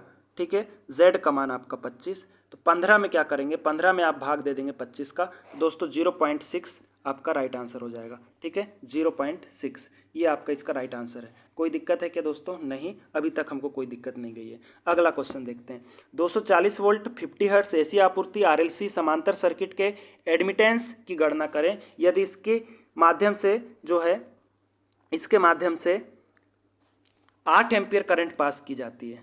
ठीक है, तो हमको एडमिटेंस की गणना करना है। तो दोस्तों एडमिटेंस का जो फार्मूला होता है y is equal to 1 upon, ठीक है, y is equal to 1 upon आपका z आ जाएगा। ठीक है, तो दोस्तों z निकाल लेते हैं, y is equal to 1 upon z, तो z इज इक्वल टू क्या हो जाएगा, z is equal to v upon i। ठीक है, तो v का मान कितना दिया है 240, 8 एम्पियर की करंट ले रही है, तो 8 3 की 24, 30 आ जाएगा आपका z का मान। तो आपका y का मान रख देंगे, तो 1 के बटे क्या आ जाएगा 30। ठीक है, 30 आ जाएगा 1 के बटे, तो आप इसमें भाग दे देंगे, 30 का भाग 1 में देंगे, तो दोस्तों 30 का भाग जब आप 1 में देंगे तो 0.033 मोह आ जाएगा। ठीक है, ये आपका 1 का भाग जब आप 30 में देंगे तो दोस्तों सी वाला इसका राइट आंसर हो जाएगा, कोई दिक्कत नहीं है। अगला क्वेश्चन, एकल कला आरसी समांतर परिपथ में लाइन धारा की गणना करने का सूत्र क्या है, लाइन धारा की गणना करने का सूत्र क्या है पूछा है। ठीक है, 84वां क्वेश्चन है, कोई दिक्कत नहीं है दोस्तों। इसमें लाइन धारा की जो गणना करने का जो फार्मूला होता है आपका डी वाला इसका राइट आंसर हो जाएगा। ठीक है, ये आपका लोड करंट की गणना करने का एक फार्मूला है। अगला है हमारा एसी परिपथ में कम शक्ति गुणांक को कैसे बेहतर किया जा सकता है। दोस्तों हमको पावर फैक्टर को सुधारना है, पावर फैक्टर को हमको सुधारना है, तो हमको क्या करना पड़ेगा, संधारित्रों को समांतर क्रम में जोड़ना पड़ेगा, संधारित्रों को समांतर क्रम में जोड़ना पड़ेगा। ठीक है, अगला क्वेश्चन देखते हैं, फॉर्म फैक्टर का सूत्र क्या है। तो दोस्तों फॉर्म फैक्टर मैंने आपको इससे पहले भी बताया है, फॉर्म फैक्टर में कोई दिक्कत नहीं है। तो आरएमएस मान बटे औसत मान फॉर्म फैक्टर का सूत्र होता है। ठीक है, आरएमएस मान बटे औसत मान, ये बी वाला इसका राइट आंसर हो जाएगा। अगला है हमारा एसी समांतर परिपथ में धारा के कुल विरोध के रूप में किस विद्युत शब्द को परिभाषित किया जाता है। ठीक है, धारा के कुल विरोध के रूप में दोस्तों मैंने आपको बताया एसी समांतर परिपथ की जब भी बात करेगा, 87वां क्वेश्चन याद रखना, तो जो है एसी समांतर परिपथ में धारा के कुल विरोध के रूप में किसे परिभाषित किया जाता है पूछा है। तो दोस्तों समांतर सर्किट में आपका एडमिटेंस आ जाएगा, और अगर सीरीज में बोलता या सिर्फ एसी परिपथ बोलता तो प्रतिबाधा आ जाता। ठीक है, क्या कोई दिक्कत नहीं है। किसी एसी परिपथ में वोल्टेज वी और करंट आई के बीच का कला संबंध कितना होगा। दोस्तों कला संबंध पूछा है तो दोस्तों 90 डिग्री का फेज डिफरेंस तो दिख ही रहा है आपके सामने, कोई दिक्कत नहीं है। 90 डिग्री का फेज डिफरेंस है आपके सामने है, यहाँ तक कोई दिक्कत नहीं है। दोस्तों ये जो है प्रतिरोध और प्रेरकत्व परिपथ में 90 अंश का फेज डिफरेंस आपका होता है। ठीक है, प्रतिरोध और प्रेरकत्व परिपथ में कोई दिक्कत है क्या दोस्तों, नहीं। अगला देख लेते हैं आरएलसी श्रेणी परिपथ में किस स्थिति में अनुनाद होता है। दोस्तों अनुनाद की एक ही स्थिति होगी जब एक्सएल का मान एक्सी के मान के बराबर होगा, तो दोस्तों बी वाला आपका राइट आंसर है। कंडक्टेंस तथा एडमिटेंस का अनुपात क्या कहलाता है। ठीक है, 90वां क्वेश्चन, कंडक्टेंस और एडमिटेंस का जो अनुपात है, ठीक है, कंडक्टेंस और एडमिटेंस का जो अनुपात है दोस्तों हम उसे पावर फैक्टर कहते हैं, याद रखना। एक आपका आर अपान जेड भी होता है, और एक जो है आपका कंडक्टेंस और एडमिटेंस का जो अनुपात है उसे भी हम पावर फैक्टर कहते हैं। ठीक है दोस्तों, अब हम जो है वन लाइनर क्वेश्चन है हमारे, कुछ वन लाइनर क्वेश्चन है एसी फंडामेंटल, लगभग 100 से 150 क्वेश्चन है। इसको हम जो है स्पीड से कवर कर लेते हैं, बहुत सारे नए क्वेश्चन है इसमें, आप जैसे जैसे आगे जाएंगे आपको देखने में मिल जाएंगे। तो दोस्तों चलिए इसको इसका स्टार्ट कर देते हैं। दोस्तों अब जो है वन लाइनर फैक्ट के रूप में जो हमारे नए पुराने जितने भी अलग टाइप से क्वेश्चन है, सारे प्रकार के क्वेश्चन हम इसमें कवर करेंगे। ठीक है, विद्युत चालक में उत्पन्न होने वाली ऊष्मा निर्भर करती है। दोस्तों ऊष्मा जो है धारक की प्रकृति पर निर्भर करती है, याद रखना है।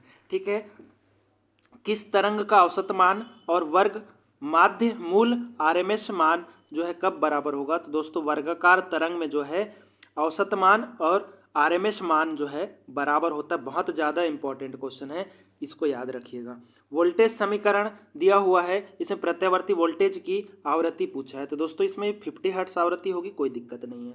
एक शुद्ध प्रेरकत्व में औसत शक्ति वह पूछा जाए। दोस्तों चाहे प्रेरकत्व हो, कैपेसिटर हो या रजिस्टर हो, रेजिस्टेंस हो, सभी में प्योर सर्किट है तो उसमें शक्ति वह जो है वो शून्य होती है, ये याद रखना है, बहुत ज़्यादा इंपॉर्टेंट है। ठीक है, चाहे शुद्ध प्रेरकत्व पूछे, शुद्ध कैपेसिटर पूछे या शुद्ध रजिस्टिव पूछे, शुद्ध रजिस्टिव पूछे या शुद्ध प्रतिरोधी परिपथ, वही है।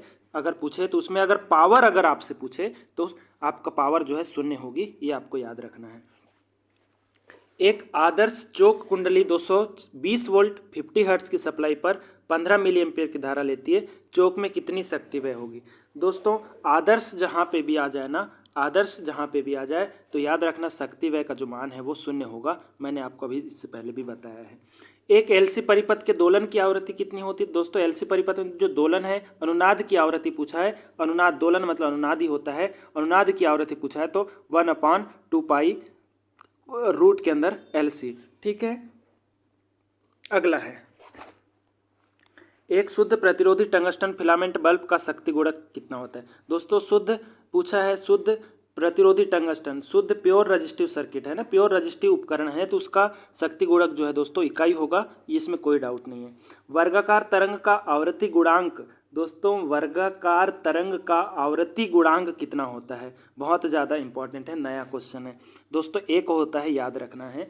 त्रिभुजाकार तरंग का आवृत्ति गुणांक कितना होता है? तो दोस्तों 1.15 होता है त्रिभुजाकार तरंग का आवृत्ति गुणांक। ठीक है, फ्रीक्वेंसी फैक्टर जिसको बोलते हैं, फ्रीक्वेंसी फैक्टर।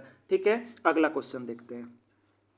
किस परिपथ का शक्ति गुणक जो है शून्य होता है? दोस्तों शक्ति गुणक जो है प्रेरकत्वीय और संधारित्री का जो शक्ति गुणक है वो शून्य होता है, कोई दिक्कत नहीं है, पावर फैक्टर। ठीक है, और रजिस्टिव सर्किट का बोले तो दोस्तों रजिस्टिव सर्किट का आप देख रहे हो यहाँ पे इकाई लिखा हुआ है, कोई दिक्कत नहीं है। अगला क्वेश्चन देखते हैं। अगला है हमारा सबसे कम शक्ति गुणक वाली युक्ति कौन सी है? सबसे कम शक्ति गुणक वाली युक्ति अगर आपको पूछा जाए तो आर्क लैंप है, याद रखिएगा। एक श्रेणी परिपथ का अनुनाद वक्र किसके मध्य खींचा जाता है? श्रेणी परिपथ का अनुनाद वक्र जो है दोस्तों करंट और प्रतिबाधा के मध्य खींचा जाता है, याद रखिएगा। एक शुद्ध इंडक्टर का शक्ति गुणक कितना होता है दोस्तों?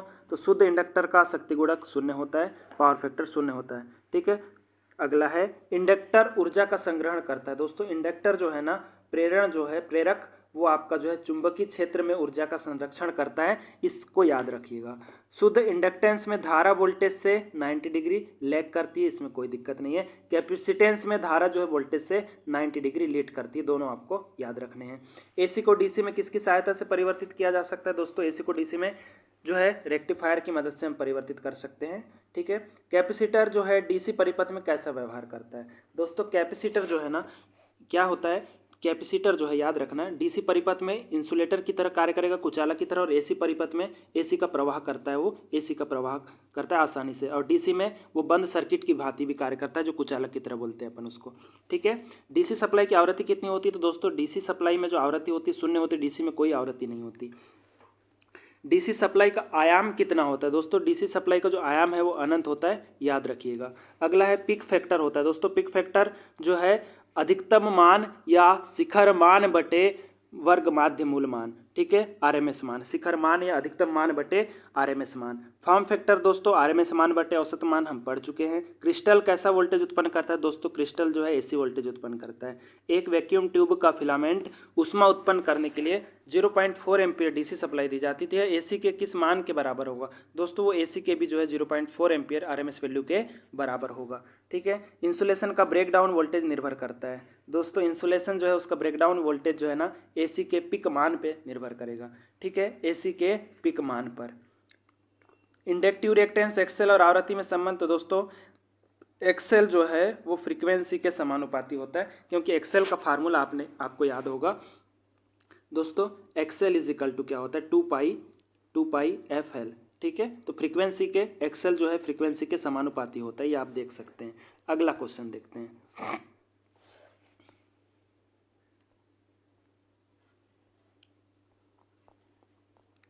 कैपेसिटिव रिएक्टेंस और आवृत्ति में संबंध। दोस्तों कैपेसिटिव रिएक्टेंस जो है, ठीक है, XC जो है आवृत्ति के व्युत्क्रमानुपाती होता है। ठीक है, शुद्ध प्रेरक परिपथ में, क्योंकि इसका फार्मूला आपको पता होगा, अगर याद हो तो XC इज इक्वल टू, मेरे साथ बोलना, XC is equal to 1/2 pi FC। ठीक है, तो XC जो है व्युत्क्रमानुपाती अपान फ्रीक्वेंसी, ये आपका आ जाएगा। ठीक है, कोई दिक्कत नहीं है। शुद्ध प्रेरक परिपथ में पावर क्यों शून्य होती है दोस्तों, क्योंकि पावर फैक्टर शून्य होता है।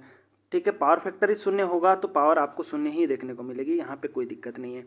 RL सीरीज परिपथ में वोल्टेज और धारा के बीच का फेज अंतराल का मान बढ़ेगा यदि XL का मान बढ़ा दिया जाए तो। ठीक है, और AC परिपथ में पावर उत्पन्न होती है दोस्तों, ये पावर का फार्मूला होता है V maximum I maximum upon 2 cos phi। ये कब पावर अधिकतम उत्पन्न होगी वो फार्मूला है। ठीक है, AC परिपथ का पावर फैक्टर दोस्तों R/Z होता है, प्रतिरोध अपान प्रतिबाधा, कोई दिक्कत नहीं है। यदि AC परिपथ का पावर फैक्टर बढ़ा दिया जाए तो रिएक्टिव पावर कम हो जाएगी। अब दोस्तों एक चीज़ याद रखना, हाँ थोड़ा आगे देख लेते हैं। पावर फैक्टर कम होने से आशय दोस्तों, पावर फैक्टर कम है तो दोस्तों रिएक्टिव पावर अधिक होगी, ये याद रखिएगा। AC परिपथ की प्रतिबाधा जो है अदिश राशि है। RLC सीरीज परिपथ में XL का मान अधिक होने पर फेज कोण जो है धनात्मक होता है।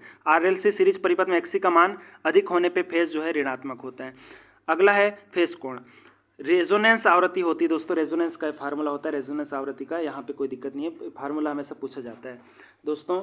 रेजोनेंस परिपथ होता है दोस्तों, रेजोनेंस जो है प्रतिरोधी परिपथ होता है, याद रखिएगा। RLC सीरीज परिपथ में XL अधिक होने पर पावर फैक्टर होता है दोस्तों, पावर फैक्टर XL का मान अधिक है तो पावर फैक्टर हमेशा लैग करेगा, याद रख लेगा। करंट जो है हमेशा लीड करेगी, करंट जो है इसमें लीड करेगी।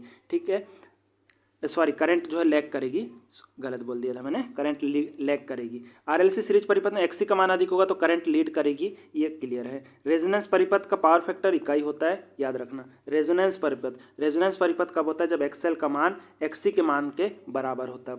RLC सीरीज परिपथ में धारा का मान अधिकतम होता है। RLC सीरीज परिपथ में प्रतिबाधा न्यूनतम होती है। RLC सीरीज परिपथ में पावर फैक्टर प्रदर्शित करते हैं दोस्तों, cos phi is equal to R/Z। Z का फार्मूला लिखेंगे तो ये भी आप लिख सकते हैं, कोई दिक्कत नहीं है। अगला है RLC सीरीज परिपथ में XL का मान अधिक होने पर परिपथ होगा दोस्तों इंडक्टिव परिपथ होगा, जब XL का मान अधिक होगा तो। RLC सीरीज परिपथ में सीरीज रेजोनेंस की स्थिति क्या होती है दोस्तों, XL का मान XC के मान से बराबर होता है तो सीरीज रेजोनेंस परिपथ को कहते हैं दोस्तों। सीरीज रेजोनेंस परिपथ को जो है वोल्टेज मैग्निफिकेशन कहा जाता है। समांतर रेजोनेंस परिपथ को धारा मैग्निफिकेशन कहा जाता है। समांतर परिपथ में धारा का मान अधिक होता है। समांतर रेजोनेंस परिपथ में प्रतिबाधा का मान अधिकतम होता है। यदि सप्लाई आवृत्ति समांतर रेजोनेंस आवृत्ति से कम है तो परिपथ जो है प्रेरणिकीय परिपथ होगा, इंडक्टिव परिपथ होगा। अब दोस्तों एक चीज मैं आपको बता दे रहा हूं, याद रखिएगा। अगर आपको इस यूनिट की PDF चाहिए दोस्तों, PDF चाहिए आपको इस यूनिट की कंप्लीट AC थ्योरी की, अगर आपको PDF चाहिए तो दोस्तों आपको कुछ नहीं करना है, आप जो है 95754471 में मैसेज कर दीजिए, आपको PDF आपको मिल जाएगी दोस्तों। ठीक है, और आज की क्लास कैसी रही दोस्तों आपको बताना है, आज की क्लास कैसी रही आपको बताना है। ठीक है दोस्तों, बस आज के लिए इतना ही। Thank you so much.